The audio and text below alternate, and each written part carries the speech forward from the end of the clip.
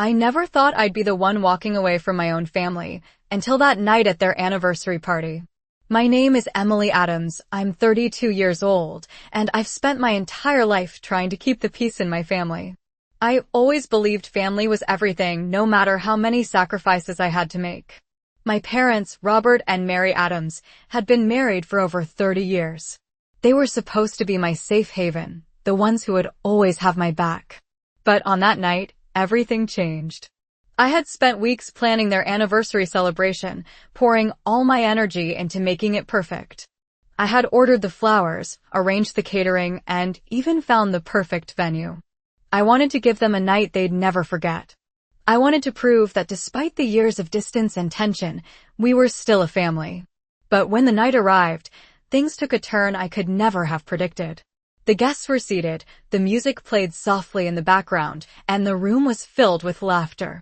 But then, when my turn came to give a toast, I stood up and felt the weight of 1,000 eyes on me. I smiled, trying to maintain my composure, but deep down, I could already sense something was wrong. As I raised my glass, I caught the look in my mother's eyes, the one that told me everything I needed to know. And then it happened. My father, in front of everyone, said, "Emily, you're just like your mother, you'll never amount to anything." The words hit me like a slap across the face, and for a moment, I couldn't breathe. The room seemed to close in on me, the laughter faded, and all I could hear was the sound of my heart pounding in my chest. My mother just stared at me, a cold look in her eyes, as if she had no idea how much her husband's words cut deep. That was the moment I realized no matter how hard I tried, I would never be good enough for them. I had spent my life trying to prove myself to a family that had already made up their mind about who I was. And at that moment, I knew nothing I did would ever change that. Without a word, I grabbed my coat and left the party. I didn't care about the guests, I didn't care about the years of tradition, and I certainly didn't care about their anniversary. I was done. I walked away from everything and I didn't look back. They never saw it coming. The cold air outside hit me as I stepped into the night, my heels clicking against the pavement, echoing in the emptiness of the street. I didn't look back. I couldn't. The sound of the door closing behind me felt final, like the end of a chapter one had tried so hard to write, but never quite got right. My chest felt tight, and yet there was a strange sense of relief. Relief that I didn't have to pretend anymore. Relief that I didn't have to be the person they expected me to be. I walked for what felt like hours, the streets deserted, the city around me blurring into a soft hum. My mind was a whirlwind, but the clarity was there, the decision had been made. I was done. Done with the expectations, done with the judgment, done with the constant feeling of being the outsider in my own family. I had always tried to be everything they wanted. I'd been the dutiful daughter, the one who showed up for every family event, who smiled through the pain, who swallowed her pride when they pushed her aside. But that night, when my father's words cut through me like a knife, I realized it was never going to be enough. The truth was, they'd never seen me. Not really. I was just the daughter they tolerated, the one who had to keep quiet, who had to make herself small in their shadow. The years of trying to earn their love, their respect, all the efforts to prove my worth, it all meant nothing. I was a reminder of everything they didn't want to acknowledge about themselves. As I walked, I thought about everything that led to that moment, the years of living in the background, never really feeling like I belonged. I thought about the subtle ways they had pushed me away, the times they had made me feel like an afterthought. The way my mother would always side with my father, never questioning his decisions, never standing up for me when I needed her the most. She was always there, but she was never really there. I kept walking, not knowing where I was going. Just needing to get away. I didn't want to go home. I didn't want to face the house that had once been my sanctuary, now just a place full of memories that no longer felt like mine. When I finally stopped walking, I found myself standing outside a small cafe. The lights inside were warm, inviting. It was the first place I'd seen that felt like it might offer a sense of peace.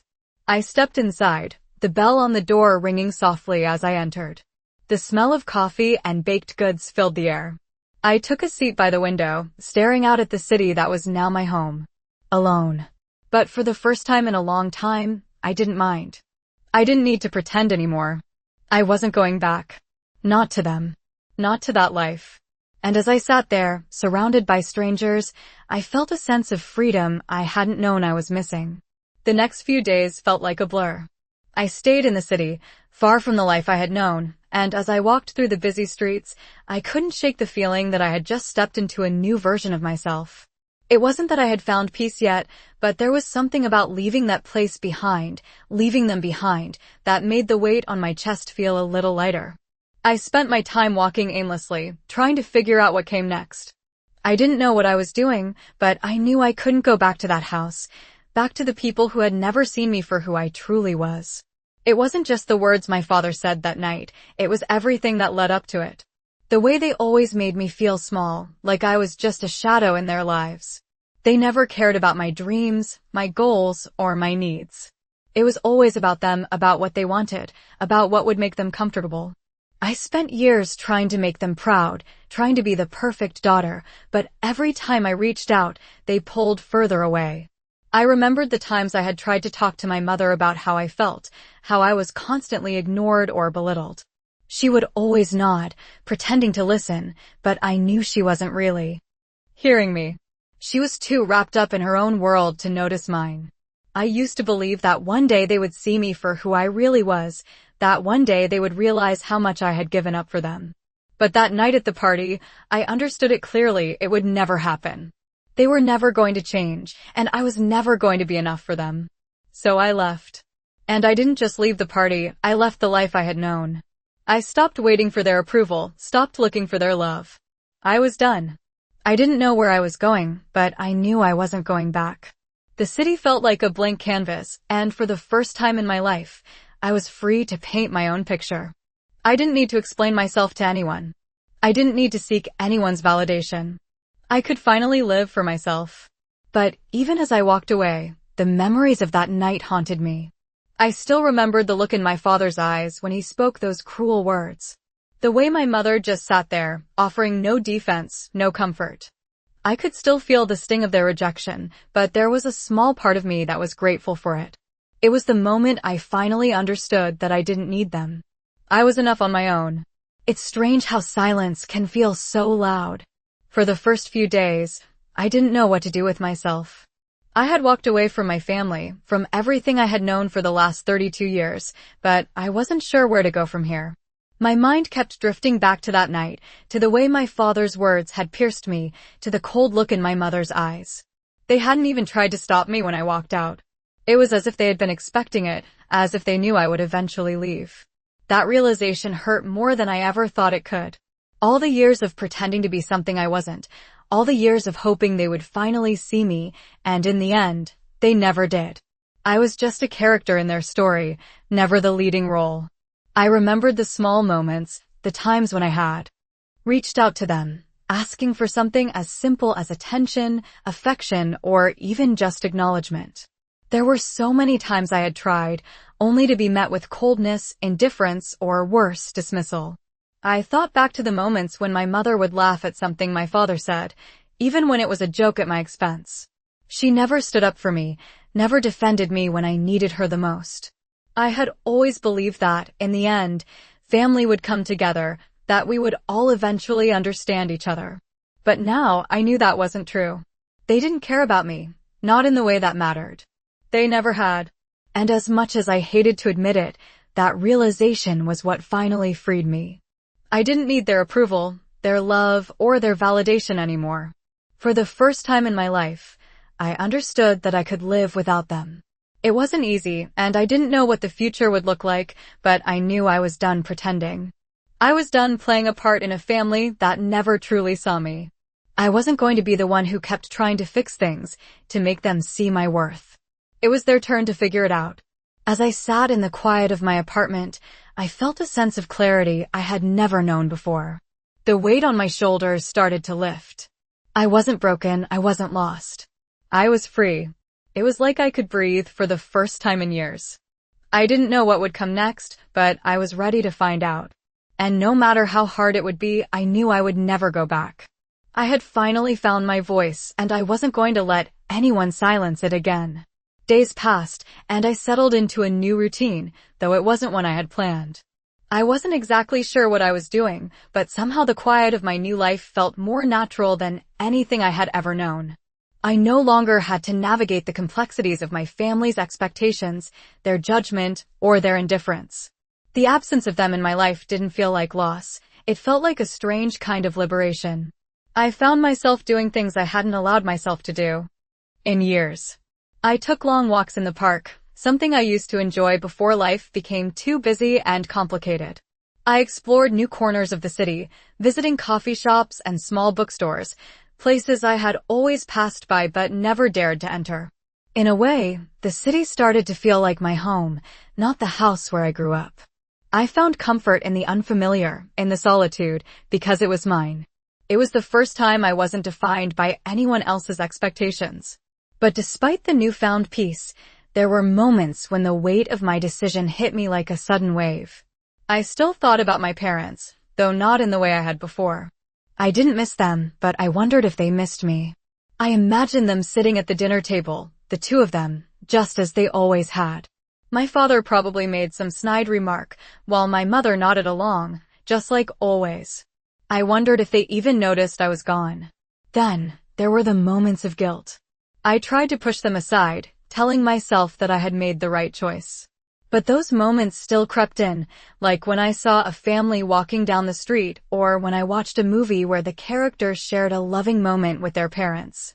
I would remind myself that it wasn't my fault, that they had made their choices long before I did. I was simply taking control of my own life. But it wasn't easy. Sometimes, when the nights grew long and quiet, I would allow myself to feel the sting of what I had left behind. It wasn't just a family I was walking away from, it was everything I had ever known. The memories of holidays, birthdays, and family gatherings would sometimes flood my mind, and for a brief moment, I would long for that sense of belonging. But then I would remember the humiliation, the years of being overlooked, and I knew without a doubt that I was better off alone. In the end, I wasn't running away from them. I was running toward myself. And that was something I had never given myself permission to do before. It wasn't until a few weeks later that the reality of my decision truly set in. The silence from my family was deafening. At first, I had expected them to reach out, to call, maybe even show some sign of regret. But nothing came. No phone calls, no texts, no visits. It was as if I had never existed in their world at all. And yet, it wasn't the absence of their presence that bothered me, it was the absence of any acknowledgement. I realized that I was the one who had been holding on to hope for far too long, not them. I had spent my whole life waiting for a sign, a moment when they would finally see me for who I was, when they would finally treat me as an equal. But that moment never came. As the days turned into weeks, I found myself coming to terms with the fact that I wasn't just walking away from them, I was walking away from the version of myself that had allowed them to define me. I had spent years trying to earn their love, their approval, their respect. I had bent myself to fit into a mold that wasn't even mine to begin with. And now, for the first time in my life, I was free to be the person I was always meant to be. It wasn't easy. There were moments of doubt, moments when I questioned if I had made the right choice. But as I settled into my new life, I began to realize how much of my energy had been spent on trying to fix a broken family. The truth was, I couldn't fix them. No matter how hard I tried, no matter how much I gave, they would never change. They would never see me the way I wanted them to. I had to stop trying to be the person they wanted me to be. I had to stop sacrificing my own happiness for the sake of a family that didn't truly value me. And with that realization, something inside me began to shift. I started to believe in myself again. I began to trust that I was enough, that I didn't need anyone else's validation to be happy. For the first time in my life, I was living on my terms, and it felt like the weight of the world had been lifted off my shoulders. But even as I embraced this new freedom, there were still moments when the memories of my family crept into my thoughts. I would remember the good times, the moments when I thought we were close, when I thought they cared. And those memories would hurt because I realized they were never truly real. They were just illusions I had created to fill the void. And slowly, I learned to let them go. I learned to move on from the past and embrace the future, whatever it held. Because I knew one thing for sure, I would never go back to the way things were. I had found my freedom, and I wasn't about to give it up. The phone call came as a surprise, but it wasn't a shock. It had been weeks since I walked away, and I hadn't expected to hear from anyone in my family. But there it was, the number I had tried to forget flashing across my screen. I didn't answer right away. I stared at the screen, my finger hovering over the decline button, a million thoughts racing through my mind. What could they possibly want? Had they finally realized what they had done? Were they reaching out because they missed me, or was this just another attempt to manipulate me into coming back? I hesitated. After everything, I didn't want to go back to the life I had left behind, but part of me still felt that old pull, the need to be seen, to be heard. I swiped to answer, holding my breath. Emily, my father's voice crackled through the line. We need to talk. I could hear the tension in his voice, the faint edge of uncertainty that hadn't been there the last time we spoke. For a moment, I was silent. I didn't know what to say. I wasn't angry anymore, at least not in the way I had been. I wasn't sure what I felt anymore, but I knew this wasn't the same conversation we had had that night. What is it? I asked, my voice surprisingly steady. I want to apologize, he said, his words slow, hesitant. Your mother and we've been thinking about what happened, and we both realized we were wrong. We treated you badly. I'm sorry. The words felt strange coming from him, like something he had never said before, not to me, not like this. There was a long pause before I responded, my mind racing. I wasn't sure how to process this. Part of me wanted to accept his apology, to tell him it was fine, that I understood. But I didn't. Because I did understand, and that was the problem. I understood that their apology was just another attempt to bring me back, to smooth over the hurt they had caused without truly changing. I'm glad you finally see it, I said, the words escaping before I could stop them. But I'm not coming back. Not this time. I've moved on. There was another pause, longer this time, as if he were processing my words, as if he hadn't expected me to say that. Emily, you're my daughter, he said, his voice softer now, almost pleading. You're always welcome here. I didn't answer immediately. I let the silence hang between us, and for a moment, I thought about everything I had left behind. But then I remembered what it felt like to be free, to no longer be trapped in the cycle of hurt and disappointment. I know, I finally said, my voice firm. But I'm not coming back. Not now, not ever. I ended the call, and as I sat there, the weight that had been on my chest for so long seemed to lift just a little more. They were never going to change. And I had finally accepted that. It wasn't about them anymore. It was about me. It had always been about me. It had been a few months since that conversation with my father, and life had settled into a new rhythm, one I was still getting used to. The days felt long, but not in a bad way. I was no longer living in the shadow of my family's expectations, and that alone was a kind of peace I had never known. But every now and then, the silence between us would feel louder, more oppressive. I would find myself thinking about them, about what they were doing, if they had moved on, or if they even thought about me. But I never reached out. I never looked back. I didn't need to. I was building something new, something just for me, and I couldn't afford to let the past pull me under again. I spent my weekends exploring the city, meeting new people, and learning to do things I had always wanted to try. For the first time in my life, I wasn't afraid of taking chances. I didn't have to answer to anyone. I could make my own decisions, big or small, and live with them. The freedom was both exhilarating and terrifying, but more than anything, it was empowering. And yet, the memories of my family, those familiar moments that I thought I could forget, still came creeping back. I remembered the way my father's voice had cracked when he apologized, how I had held back my own tears, not because I wanted to be strong, but because I was finally learning that I didn't need to depend on them for validation. The moment I realized that was the moment I truly let go. I had spent so many years waiting for their approval, hoping that one day they would see me as something more than just their daughter, the one who was always second best. But now I knew the truth. I didn't need them to see me. I could see myself. And that was enough. I thought about my mother, how she had never stood up for me, never fought for me. She had always sided with my father, and maybe that was part of the reason I had stayed so long.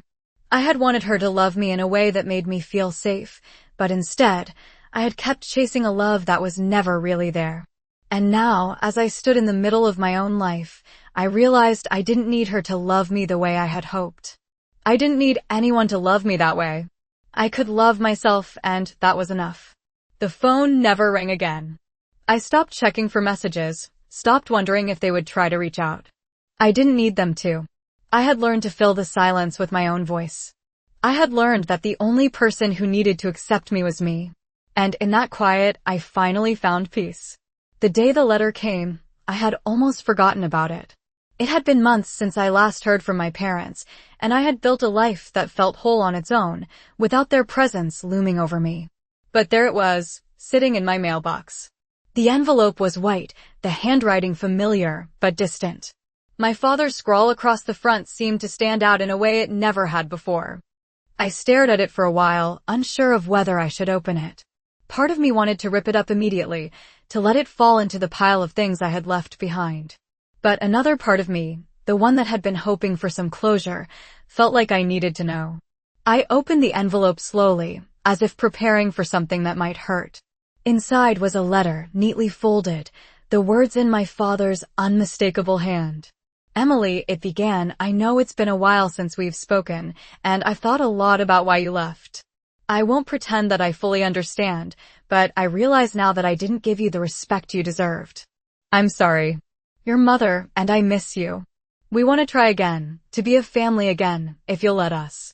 The words hit me like a flood, and for a moment, I couldn't breathe. My heart pounded in my chest, a mixture of relief and disbelief rushing through me. I hadn't expected this. I hadn't expected them to admit they were wrong, to acknowledge the years of hurt they had caused.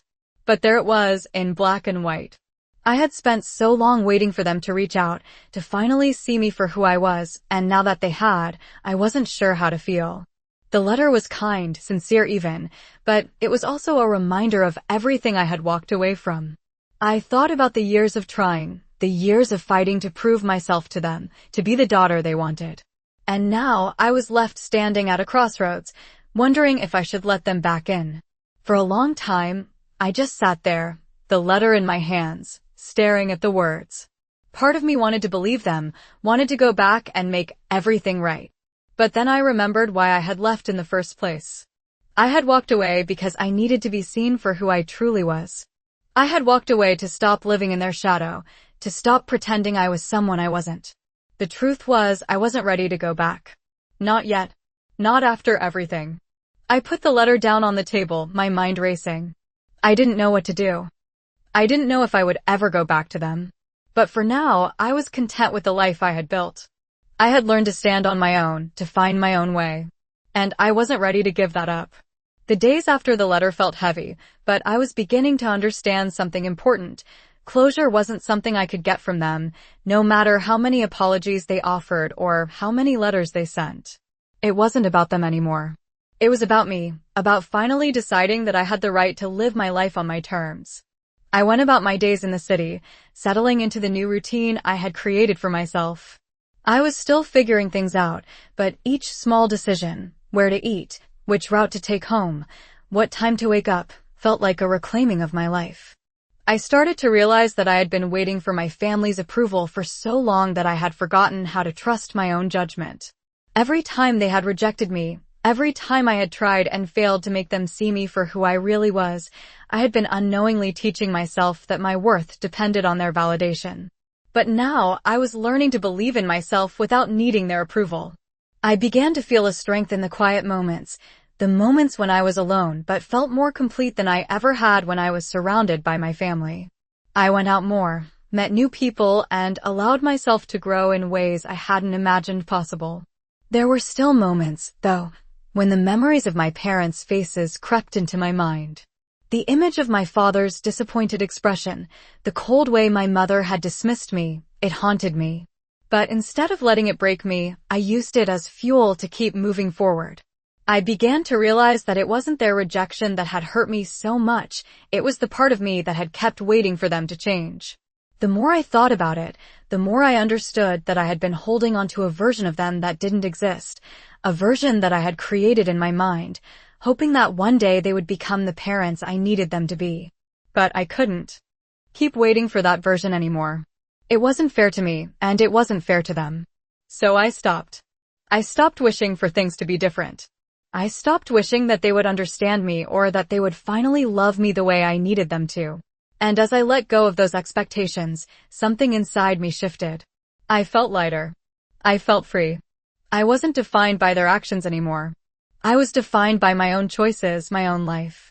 And I knew that no matter what happened next, I would never let anyone, least of all my family, decide who I was ever again. As the weeks passed, I found myself slowly adjusting to the life I had chosen. The city felt more like home with every passing day. I was no longer haunted by the constant weight of my family's expectations, and I began to enjoy the simple pleasures of my independence. I took long walks by the river, spent afternoons reading in the park, and met new people who didn't know me as the daughter of Robert and Mary Adams, but simply as Emily. I was no longer defined by my family's version of me, and that realization was both liberating and unsettling. Sometimes, when I walked through the streets, I would hear families laughing together, see couples holding hands, and for a moment, I would feel a pang of something longing, maybe, or regret. But then I would remember the years I had spent trying to belong, trying to fit into a space where I had never been truly seen. I had spent so much of my life thinking that if I just tried harder, if I just sacrificed more, they would love me. But it was never enough. And I finally understood that it was never going to be enough. I wasn't going to change for them. I wasn't going to continue playing the role they had assigned to me. I was more than that. As I moved through my new life, I became more attuned to the person I was becoming. I began to trust my instincts more, to listen to my own voice. I realized that for years, I had been waiting for validation from people who would never give it to me. But I didn't need it. I had learned to validate myself. The phone didn't ring much anymore, and I had stopped waiting for it to. My family was silent, but it wasn't their silence that made me feel abandoned. It was the fact that I had finally silenced the part of me that had always craved their approval. And with that silence, I found a kind of peace I hadn't known was possible. There were days when I missed the idea of family, the holidays, the gatherings where everyone was supposed to be happy together. But those were just ideas, images in my mind of what I had wanted, not what had ever really existed. What I had now was real. What I had now was mine. I wasn't sure what the future held. I didn't know if I would ever hear from my parents again. But that didn't matter. I had built a life that I was proud of, and I had learned something invaluable. I didn't need them to make me whole. I was already whole, and for the first time, I was enough just as I was. As time passed, I began to feel like I had finally stepped into the life I had always wanted, one where I could simply exist without trying to meet anyone else's standards. The city no longer felt like just a place I was passing through. It had become my home, the place where I could be myself, without apologies. My days were filled with small moments of joy, things I had never allowed myself to appreciate before. I spent more time with people who truly understood me, who didn't expect me to be something I wasn't, and for the first time in years, I felt like I was part of something that didn't come with strings attached. I started to notice the things I had been missing while I was busy trying to earn my family's approval. The peaceful mornings with a cup of coffee in hand, the quiet walks in the park, and the simple pleasure of reading a book without feeling guilty for not doing something more important. I had learned to enjoy my own company, and that was something I had never known I needed. It wasn't that I no longer thought about my parents, it was that their absence no longer defined me. I had stopped waiting for them to call, to apologize, to somehow make up for the years of hurt. I realized that I was no longer the person who needed their approval to feel complete. I was enough. And that was a feeling I had never truly embraced until now. But even as I moved forward, there were still moments when I thought about them. I wondered what they were doing, how they were coping with the fact that I was no longer in their lives. But instead of sadness or regret, I felt a strange sense of closure. I had made peace with the fact that they would never be the parents I wanted them to be. They were who they were, and that was not my burden to carry anymore. I had released myself from the expectation that they would change, and in doing so, I had freed myself. I knew that I would never go back, and that realization was both empowering and freeing. I didn't need them anymore. I had found my own path, and it was mine to walk. The memories, the hurt, the disappointment, they were all part of the past now. I was moving forward, and this time, it was for me. And as I embraced this new chapter, I felt a deep sense of peace. I was no longer defined by anyone else's expectations. I was living my truth, and that was enough.